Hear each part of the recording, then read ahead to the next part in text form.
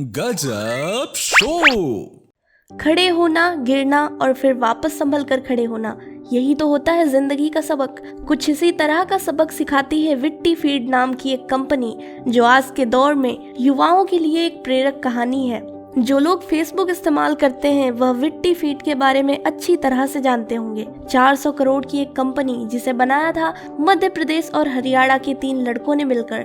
साल 2014 में इंदौर के एक छोटे से टाउन में रहने वाले शशांक और हरियाणा के भिवानी के 2 भाइयों प्रवीण और विनय ने मिलकर एक ऐसी स्टार्टअप कंपनी खड़ी की जो फेसबुक की आंख में भी खटकने लग गई। विट्टी फीड वायरल कंटेंट बनाती थी जिसे लोग काफी ज्यादा पसंद कर रहे थे।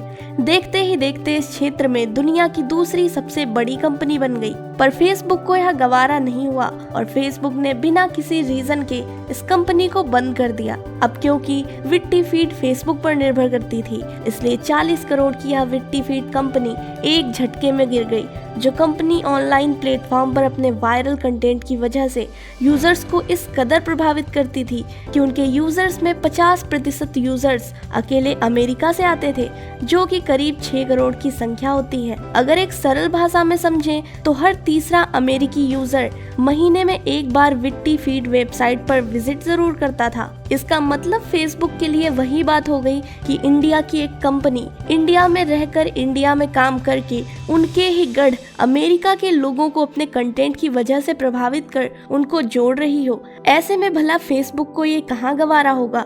विट्टी फीड के मालिक यानी कि 3 लड़कों के मुताबिक फेसबुक ने कंपनी को बंद करने का कोई कारण नहीं बताया, लेकिन उनके मुताबिक फेसबुक को शायद इस बात से दिक्कत हुई थी कि उनकी कंपनी अमेरिकी यूजर्स को अट्रैक्ट कर रही थी। बहरहाल, जैसे आर कंपनी का एक सेकंड चैप्टर होता है, वैसे ही इस कंपनी की कहानी का 20 सेकंड चैप्टर अभी शुरू होना बाकी था।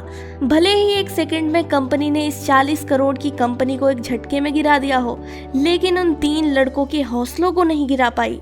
नवंबर 2018 में फेसबुक की इस कंपनी को बंद कर देने के बाद अब सेकेंड चैप्टर शुरू हुआ, जहां कंपनी के ऑनर्स यानी कि तीनों लड़कों ने मिलकर अपने 90 सदस्यों की टीम के साथ अपनी इस परेशानी को साझा किया। आगे क्या करना है इसको लेकर के बातें की और 54 लोगों ने फिर से एक नई कंपनी को शुरू करने के लिए 300 करोड़ के ऐप को बनाने का फैसला किया। विट्टी फीड का चैप्टर क्लोज हुआ और 2 सालों के अंदर 300 करोड़ के ऐप के साथ स्टेज की शुरुआत हुई। 25% की सैलरी पर काम करने को तैयार टीम नेम स्टेज कंपनी के तौर पर एक नई कंपनी को खड़ा किया और वापस से बाउंस बैक किया। इस कंपनी के चैप्टर की शुरुआत को किक देने और दुनिया की नजरों में एक बार वापस उठने में शार्क टैंक इंडिया सीजन 2 का भी योगदान रहा, जहां किसी को भी नहीं पता था कि इस शो में आए हुए लड़के एक ऐसी कंपनी की शुरुआत के लिए आए हैं जो पहले भी अपनी सफलता की झंडे गाड़ चुकी है। शार्क टैंक इंडिया के 3 जजों से इस कंपनी को 1.5 करोड़ रुपए 6% की इक्विटी पर दिए गए और 1.5 करोड़ का लोन अमन, नमिता और पीयूष ने मिलकर स्टेज ऐप में इन्वेस्ट किए। वैसे शार्क टैंक सीजन 2 में इनका जाना काफी सफल रहा।